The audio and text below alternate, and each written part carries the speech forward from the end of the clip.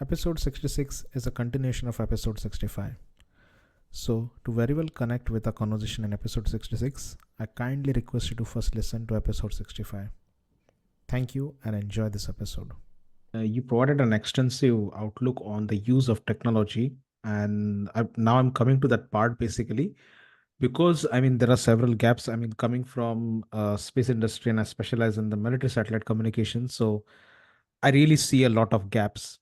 Uh, in Asia, especially, and the complete South Asia, I would say, in general, where the space technology, satellite imageries are not being used to their full potential by the intelligence agencies. Of course, the budget and all things are also one of the things, but I believe like countries like India and all, they had sanctions because of the nuclear tests that were conducted back in the 90s and all. But I hope in the coming years, the intelligence agencies in Asia will be able to revamp these things and embrace this technology and start utilizing it in an effective way. So, proceeding ahead in the on the same point, when you don't have such an effectiveness of the technologies, and then I believe at least a collaboration between the allied nations is something that might be helpful. So, from that perspective, how important is cross-border intelligence sharing in fight against terrorism in Asia? And what are some of those successful examples of these collaborations? Uh, again, collaboration between the intelligence organization or intelligence sharing, somehow that is that's rarely happens. If you think like CIA will share intelligence with MI6, that's not possible. They will not do it. If you think that CIA will share information with Mossad, no, or vice versa. You see it. Even they are friends. They are friends, and they are like all-weather friends. And even the United States, they have Five Eyes. These Five Eyes, they Yes. are cooperating together. There is a place like Pine Gap in Australia. That is the US like a signal intelligence base where all these satellites are operating, and they are getting these information and coming to this place where this Pine Gap, base is located. This information is coming there, and then they are analyzed and whatever, and sent back to the US. Australia Yes. for years trying to have access to the information which is collected by the US signal intelligence or SIGINT. They are not succeeded. Okay. Simply, the American says, no, we don't want to share with you. So never think that an intelligence organization with another intelligence organization, they will cooperate or share information.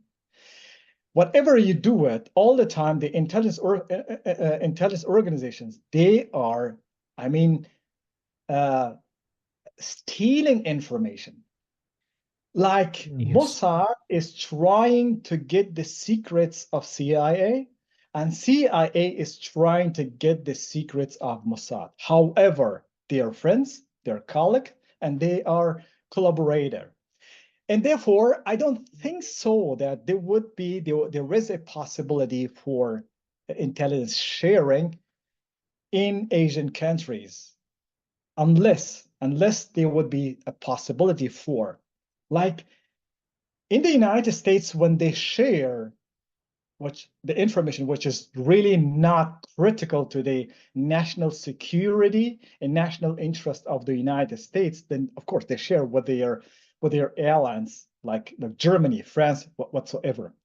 And why they do it? Because there is a geopolitical connections. Geopolitics, geo mean a geography, Yes. and Yes. then politics is a politic. Yeah. When there is a connection between, it means either geographically you're connected to a country, or politically you're connected to a country. However, the United States is not, I mean, from the from geography, it is not connected with Europe. Of course, because Yes. the Atlantic is, between them. But what connects the United States with Europe? It's politics, because they have the same system, democracy. They have the same like economic, like capitalism they have, or market economy they have, or Western values they have. That is why they are somehow geopolitically connected to each other. Yes. And that is why there is a need, when this is a chain, a geopolitical chain is established, then you need to cooperate, because you don't want to allow some other elements to enter this chain and break it. That is why they are sharing the information. But Yes. they are also ready to cooperate with other countries which are not geopolitically connected with them, like at the time being, like Afghanistan, Taliban. So from political point of view, they are, the US is a democracy and Taliban is like a radical ideology. From Yes. geography, they are miles away, but they are still cooperating. We're exchanging information for what? For tactical reasons. It is not, when there is no geopolitical connection, then there's a friendship, this partnership is not strategical or strategic partnership. Rather, it is tactical or operational. And that is why they are, for tactical reason, cooperate with the US and vice versa. And coming back to the Asian countries again, so a lot of them, they have the common geography. So Pakistan, like India, they are connected to each other through Yes. their geography, and even Pakistan, Afghanistan, and the rest of the region. But what they make them different? I mean, India and Pakistan, their politics. So India is a democratic country for years. I mean, the biggest democracy in the world, and democratically elected government. But on the other hand, in Pakistan, it is how can I call it? This is a sort of like, all the time there was a martial law, or we have really a military establishment. And Yes. this military establishment, they have their own strategy, foreign policy, or forward policy, which is not democratically elected people, and they do whatever they want, despite the country is facing, I mean, economic hardship, but still they pursue their military policy. And that is why it is not possible to a democratic elected government cooperate with a, a military government, because there Yes. is a gap between them. And with other countries, like, if you think that, like, China is cooperating with Taliban, and of course this is because of they have a common geography. But if you think about the politics, Chinese are communist and Taliban are not communist, but still they are cooperating for tactical and Yes. operational reasons. And coming back to that, whenever there is a possibility, when there is no political, there is no possibility of the geographical connections, or there's one on lacking the other, but there is still a possibility for tactical or operational collaboration, because they might have a common enemy. In that case, it is possible. And I think so. The examples of that is in the past, like Pakistan tried to share information about the bases or the places where the Afghan Republican government is operating. They were sharing this information and vice versa. And today, for example, the Iranian, they provide information about ISIS and vice versa, or the Russians, they provide information to the Taliban, and the Taliban, they provide to them. But this is all about the tactical cooperation. And I don't see any strategic perspective in that sort of cooperation in Asia. Interesting. And I mean, just to step ahead, because you mentioned some anecdotes about the United States and Soviet Russia as well, but now it's just Russia. So, how do external actors such as the United States and Russia influence counterterrorism operations in Asia? Because I believe the superpowers, they are, maybe no matter how much they showcase the humanitarian causes, but of course, there is always a power dominance attitude that comes with these superpowers. So, what are your thoughts on this? So this is very, I mean, very simple. How, like, the United States, if I perfectly understood your question, that the foreign actors like the United States and Russians, they influence the counterterrorism operation in Asia. Yes. Uh, the thing is, actually, both countries, they have, as I said before, they have their national security priorities. In terms of Yes. Russia, so the Russia is heavily involved in Ukraine, and Yes. they don't have the possibility to involve or to open another front, the counterterrorism front in the region.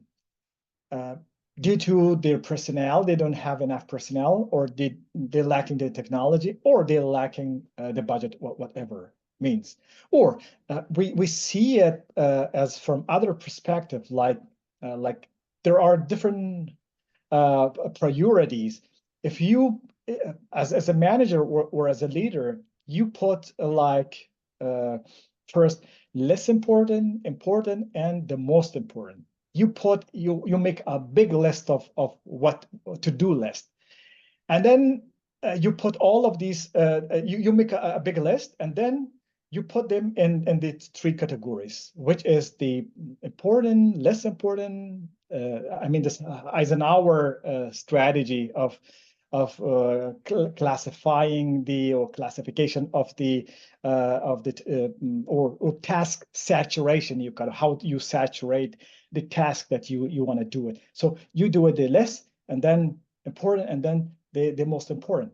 For Russia, of course, countering like terrorism in Afghanistan or in other parts of the world is not important things, because they have their own, I mean, engagement, which needs a lot of effort. That is why they are not much more focusing or concentrating on counterterrorism. And again, coming back to the United States as well, for the United States as well, is they are not trying to involve in the situation, because they have their own national security priorities. For them, is countering or containing China is more important than like defeating Russia in Ukraine is more important. And then, for example, preserving the food and energy resources is much more important. And then we have like rare materials or critical materials which are used in high tech, and it is very limited. They are trying to, I mean, to protect that, or having access to that. Or meantime, for them, is the sea lane communication is a lot more important than the counterterrorism, to spend a lot of money on them. And that is why they are not engaging in counterterrorism activities in the region, specifically in Asia. And they try to delegate this war on terror through the proxies, or through their mercenaries. Like the US is sending each month, or I think each week, $40 million to Taliban, just to counter like ISIS or whatever other organizations who could be like a potential threat for the United States. The same does the Russians, but no country is ready to deploy their forces on the ground to counter these organizations. But coming back to the capabilities of these two countries, the Russians and the US, in terms of the counterterrorism. So we have three things more important, and I mean, in defense terminologies or defense overall, from defense perspective, we have air supremacy, and then we have water superiority, and then we have land supremacy or superiority. The US almost enjoy all these three superiorities.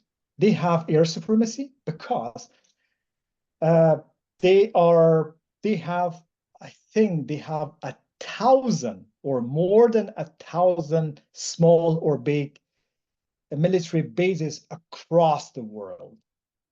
And Yes. then they have this technology like unmanned vehicles. They have them like over the horizon. This is a new strategy of counterterrorism. So they could simply cross, I mean, the territories of Pakistan or any other countries whenever there is a threat arising from whatever country.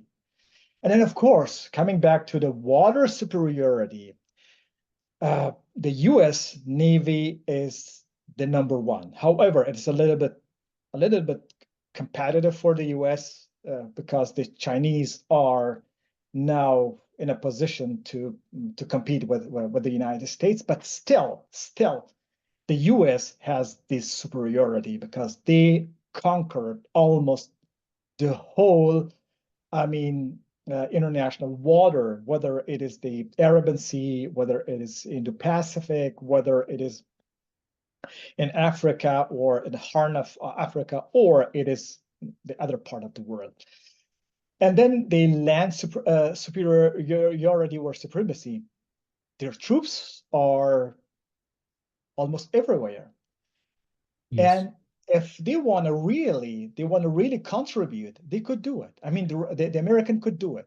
In comparison to Russian, they don't have any abroad military base. This is one thing. The Russian Navy is a very weak Navy. Even they had a couple of like battleships, they lost them in Black Sea. The Ukrainian destroyed them. And then the air supremacy, they don't have it. And Yeah. then we have land supremacy, and they don't have it either. So the Russians cannot contribute a lot in terms of counterterrorism, but of course, the American could do it. And whether they want it or they want it, this is something else. Because for the US, as I said at the very beginning, the counterterrorism or terrorist organizations are not real threat. They are only perceived threat. And therefore, there's no need to fight them because of the lacking of the budget. From 2000, from 9/11 until 2021 or 2022, they spent over $4 trillion. And this Okay. $4 trillion they spend only on the counterterrorism, and specifically, if you say it like from 9/11 to 2011 to kill, they spend most of the money or trillions of dollars to kill one person, Osama bin Laden. Yes. And that's really a little bit laughable because they are lacking the budget to engage in different fronts, like this front to curb or to contain China, and then to fight Russians through their proxies, and then there would be another war in Israel. There is another war like terrorism. They cannot do it, and therefore they have to, as we saturate the task, we have to also saturate the budget that we have, and that is why the U.S. is less interested to counter terrorism, and that is why I can say that there would be a little bit a problem with having contributing to counterterrorism in Asia specifically. Interesting. Yeah, I mean, we have dissected this issue now from the influence perspective, I think.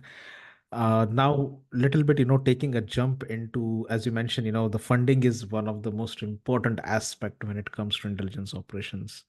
So, what are the primary sources of funding for terrorist groups in Asia? And how are intelligence agencies disrupting these financial networks? I mean, I think already mentioned the funding sources through like, the blockchain aspect and the dark web.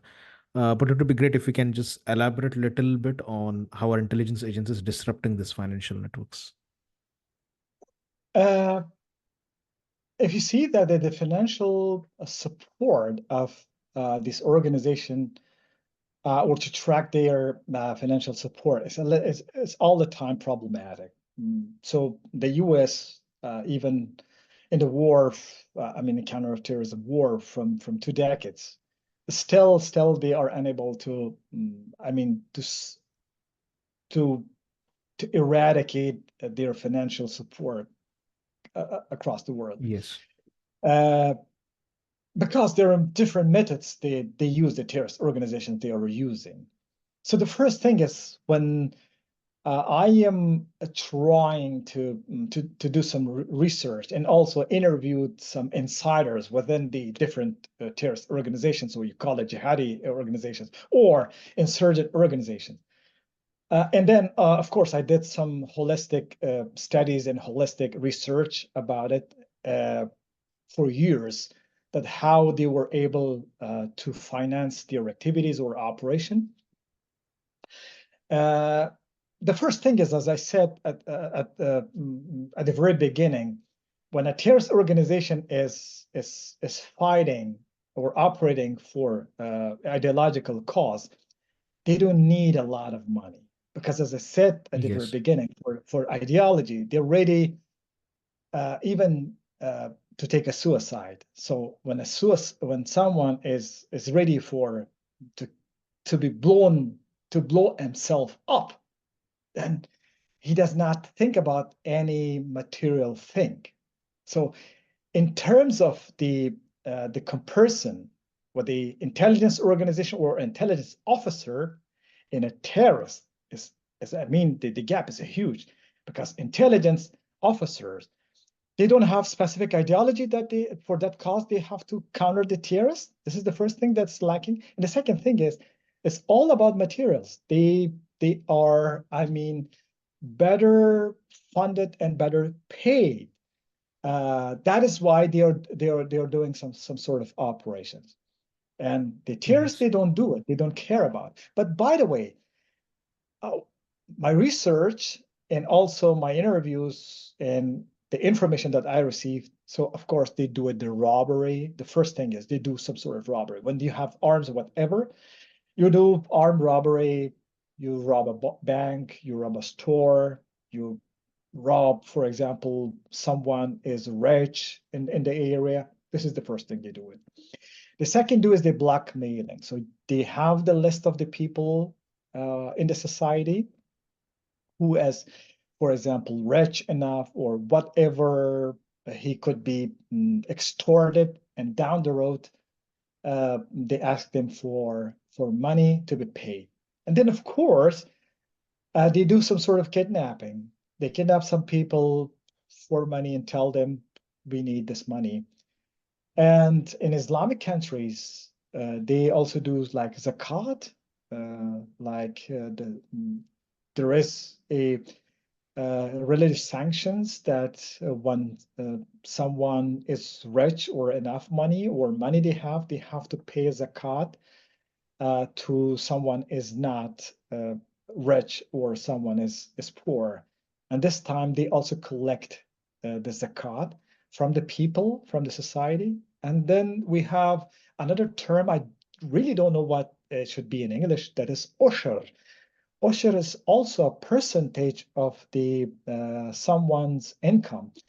It's mainly agriculture. When you have agriculture product, then a percentage of that you have to pay to either to the government or to the terrorist organizations. And then, of course, there is a smuggling. They are involved in smuggling, like drugs, do it, heroin, and narcotics, they do it inside the country, in the neighboring country, in even the other countries. Then, of course, the antiquities, they all the time go to the historic places where their antiquities are. They just rob them or take them away and then sell them like in a black market, in a blockchain. And then, of course, the precious stones they are like extracting precious stones, marbles, whatever it is cost effective or makes a lot of money. They are doing in that case as well. And then, of course, they are also illegally extracting natural resources, whether it is gas, whether it is fuel, whatever. In terms of, for example, ISIS, they did so. They simply sold millions of barrels of fuel to the rest of the world from Iraq and also Syria. And the other thing is donations. So there are some rich people, or they have the same cause or the same ideology, and they donate enough money through their charities, or they even run charities to collect the funding. And then comes to me other, agriculture products, specifically textile. Textile is more famous in Asia and also some other part of the country. My research shows that ISIS had a hand in textile industry in Turkey because they were collecting all these, these textile things from Syria and Iraq, and then sold them to the Turkish textile industry, and they processed that, and then they provided like products for the European countries. And coming back to Asian countries, you see probably in Bangladesh or elsewhere, even in Pakistan, probably in India, in Afghanistan, there are also textile industry. And these terrorist organizations, they have hand in the textile industry. Even the Interesting. terrorist organizations, they run proper businesses. Like you might have heard about the uh, Committee 37 of North Korea. Have you ever heard of that? This Committee No, I haven't. 37 is a committee which is operating business for the North Korea. Okay. This North Korean, they are lacking like foreign currency, and when there are more or enough foreign currency in North Korea, it means the government machinery can run, and they are lacking. And to fill this gap, they established proper businesses like the North Korea. Uh, they're running hotels, they're running restaurants, they're running I don't know whatever things that is possible, or whatever business that is profitable, they are properly running in other countries. And people from North Korea are sent there, they are working there, they're earning the money and sending back to their country.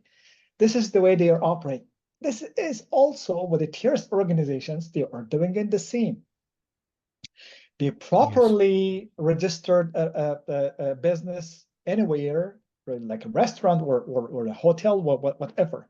They properly did everything legally, and they provided that money, and then they're running it, and then they get this money out of that. So to curb it, that is really, really difficult because uh, for one hand, as I said, they have a proper business. How you a business which is properly running, you could stop it unless you get information that where this money is come and then which bank cooperated and each and everything.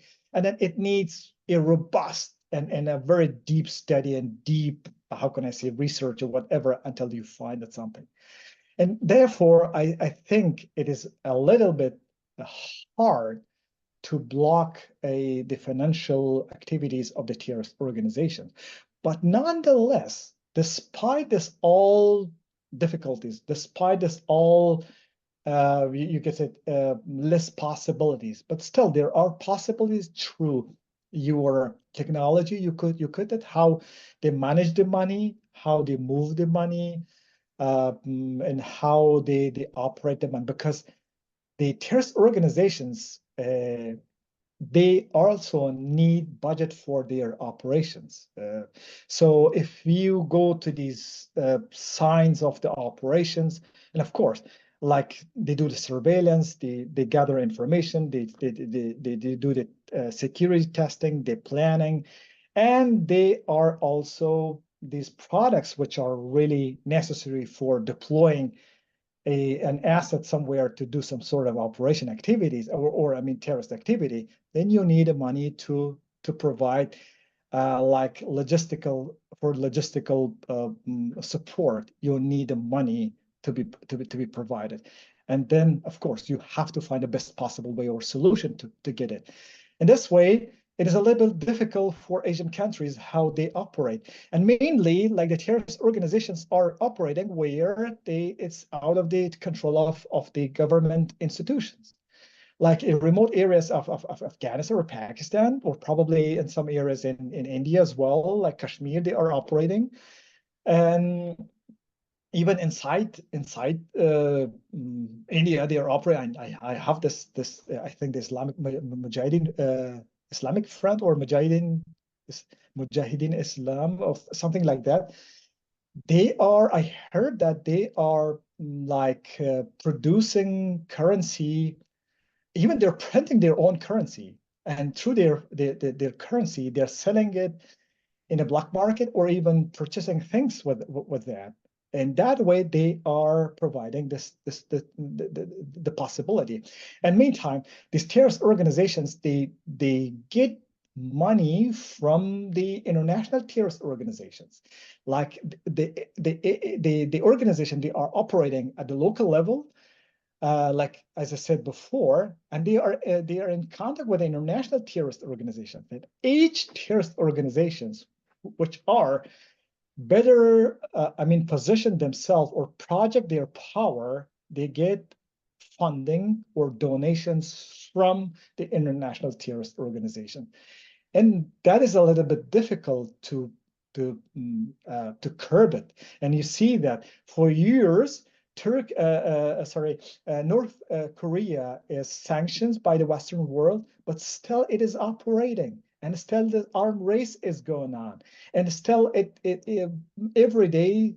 When every day passes, they still becomes more, I mean, threatful for the interest of the United States or the Western world. Yes. But they cannot stop it because these terrorist organizations, they have enough means how to operate and keep it quiet or low profile, that down the road, the counter-terrorist organizations are unable to, to curb them. Yes. I mean, you mentioned about these things where how to basically curb this funding networks. So I would like to take the final, I think, the part of the conversation to the international platform, I would say, where there are international agencies like Interpol and UN. So, Mhm. from your perspective, how do organizations like Interpol and UN contribute to counterterrorism efforts, primarily in Asia, or you can mention in general as well?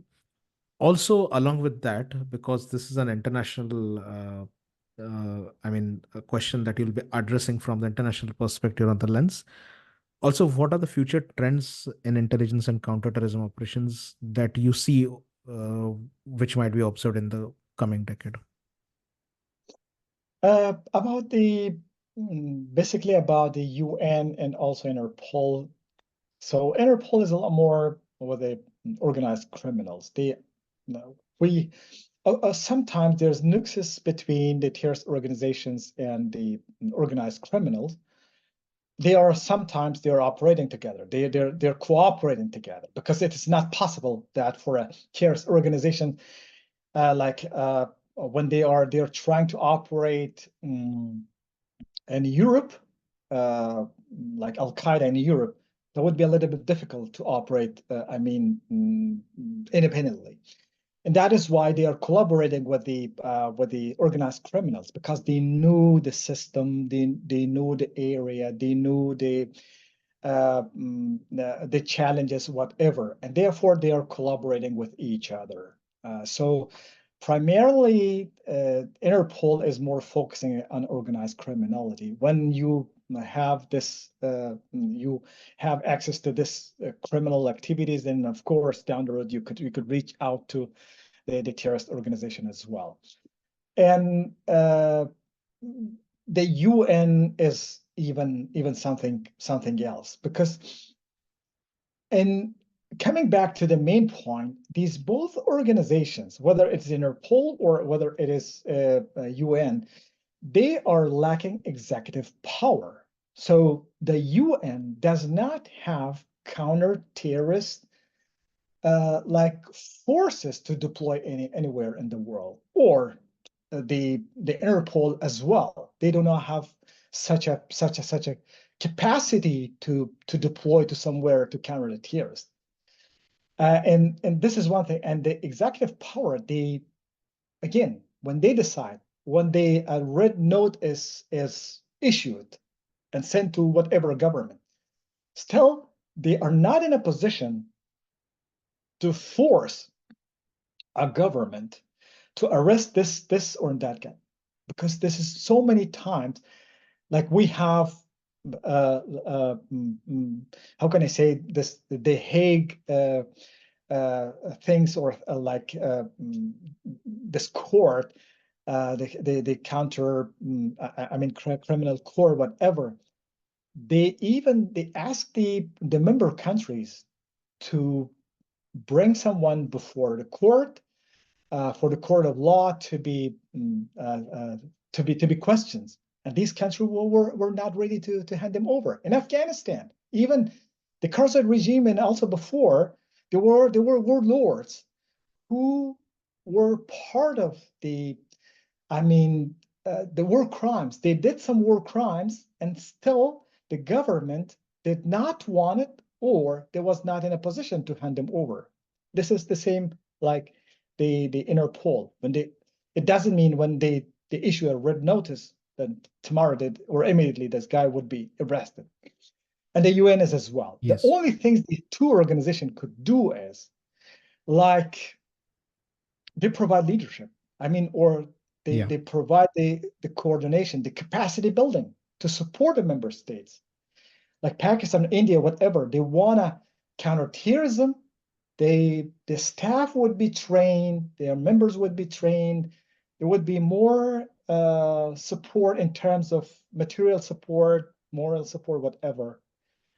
And then to prevent this counterterrorism through a wide range of activities, they will provide some projects and programs, whatever. But they are not in a position to deploy forces to counter terrorist organizations unless the country or the member state is ready to support their program.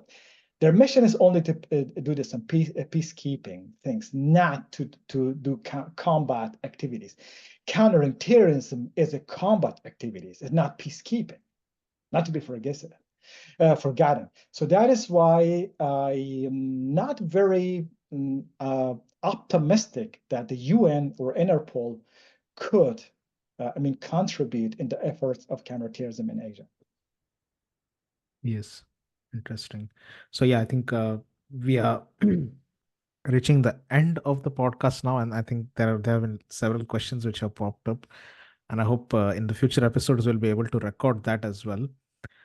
So yeah, the final question is basically not related to our topic, but I believe there are several students, researchers, and scholars who also listen to this podcast from the industry.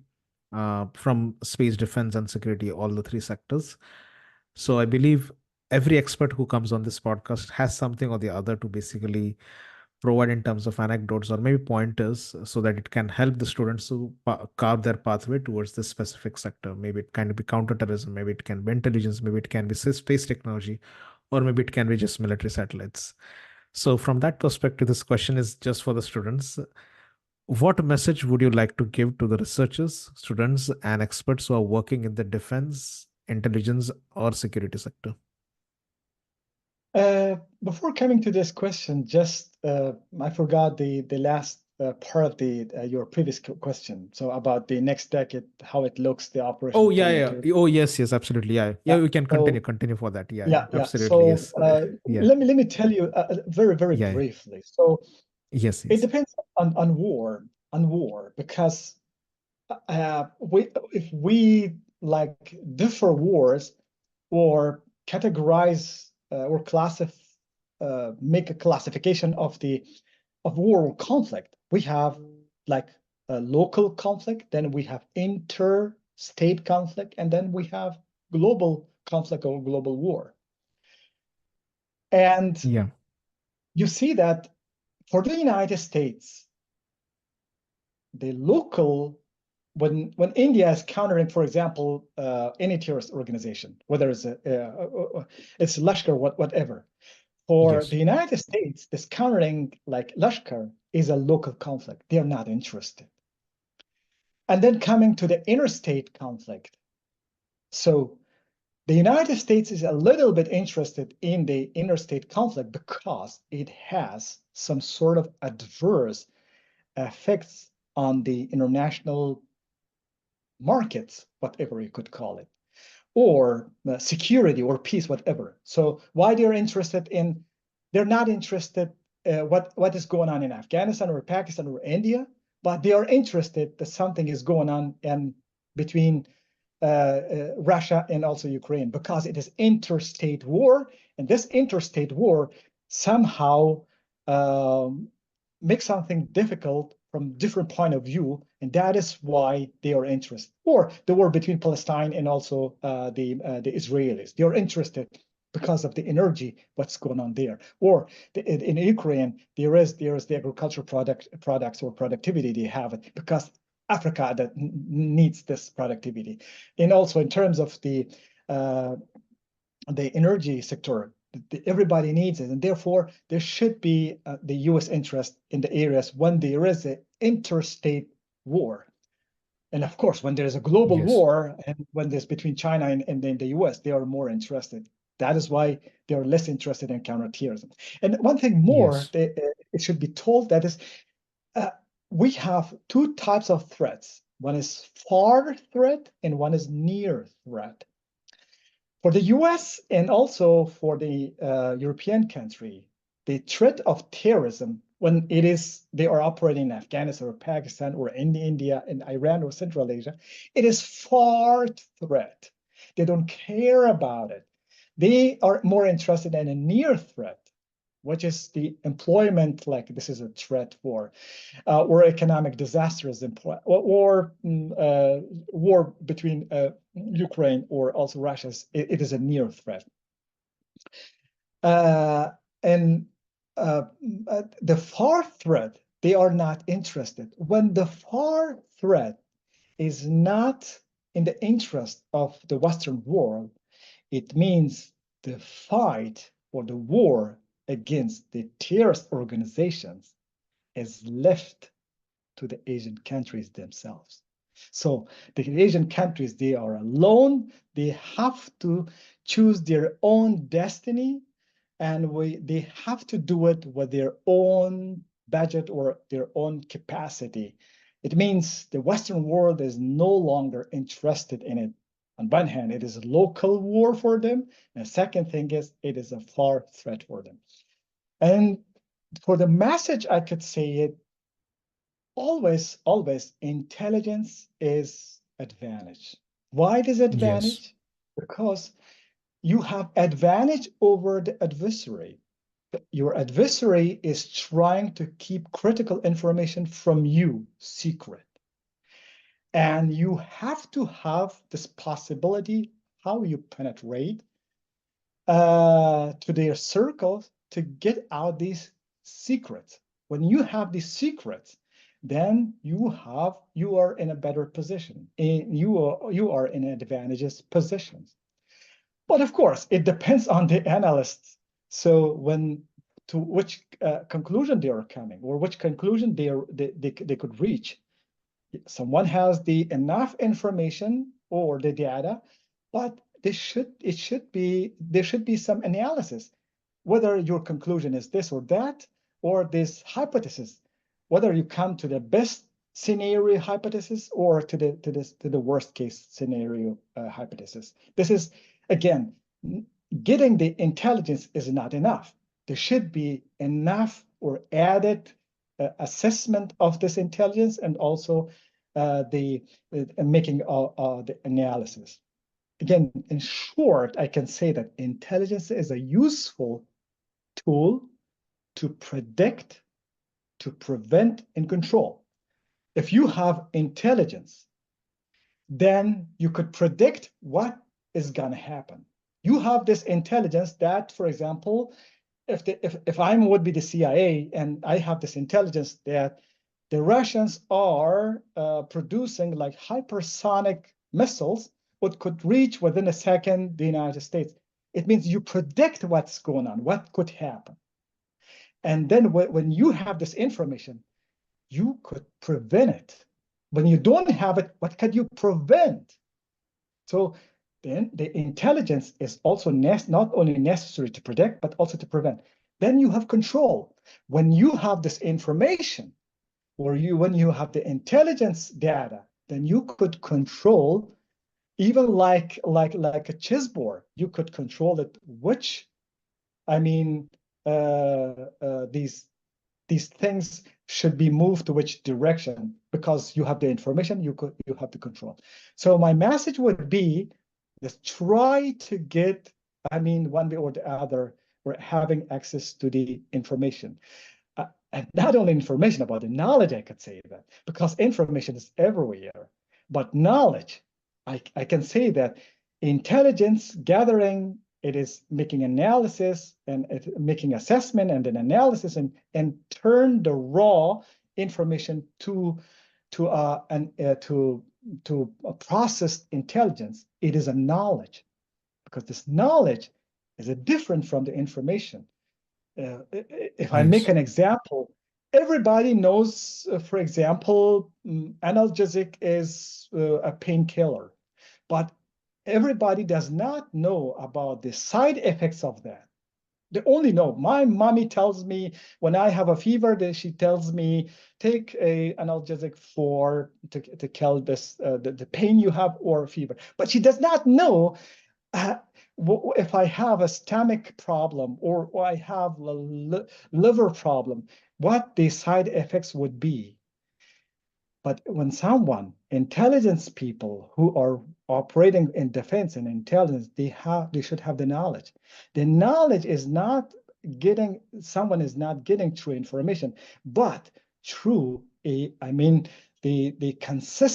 consistency and through the hard work. Like when you want to be a doctor, to tell someone to take an analgesic as a painkiller, you have to go to the school, you have to go to the university, and then you have to take your degrees for whatever university, and then you are able to tell someone to take this or that, because you know the effects and side effects of the materials that you are prescribing to someone. That is why I tell the guys who are operating within intelligence organizations or defense sector, just think about the intelligence as a knowledge, not as information. Yes, absolutely. Yeah, I think these are some of the great insights, I would say, that you have provided on the counterterrorism and intelligence operations in Asia. As I mentioned in the beginning of the podcast, previously we had some guest who provided a general perspective on counterterrorism and intelligence, but not specifically, targeted at some region. So this was really a great episode, and I hope the audience takes away a lot of key points from this and uses in their daily activities for the research and analysis purposes. Also, I'd like to tell the audience that uh, Ajmal runs a newsletter as well of his own, for which I'll be putting up a link below the description under this podcast for both the parts of the episode. So you can directly click on the link and get yourself subscribed to receive the daily in-depth insights. I mean, this podcast is just a tip of the iceberg, whatever the insights that Ajmal has provided. But I'll assure you, if you follow his newsletter, you'll have even more depth into the topic of whatever we have discussed on the podcast at the moment. So I hope you really enjoyed. So yeah, thank you again, Ajmal, for your time, and I hope we record few more episodes in the future because I believe there are several questions which have popped up during the conversation, especially related to the financial network of the terrorist. So I hope in the future we will be able to record those episodes. Thank you very much. Sure. Thank you very much, Omkar, as well for having me today. So as you said, it was only the tip of the iceberg. Uh, the Yes, counterterrorism and counterinsurgency is a huge and big topic. And that is why I'm trying, one way or the other, to provide awareness for the public and awareness or somehow provide information to the decision makers, whether it is a government, whether it's a corporate or individual, a think tank or research organization. So as you said, the counterintelligence and counterterrorism publication or newsletter is there, and everybody could simply click on it and read it when they are interested to dig it up or to get a closer look or to dive deeper in the topic or the subject. I'm out there to help. Thank you absolutely. again.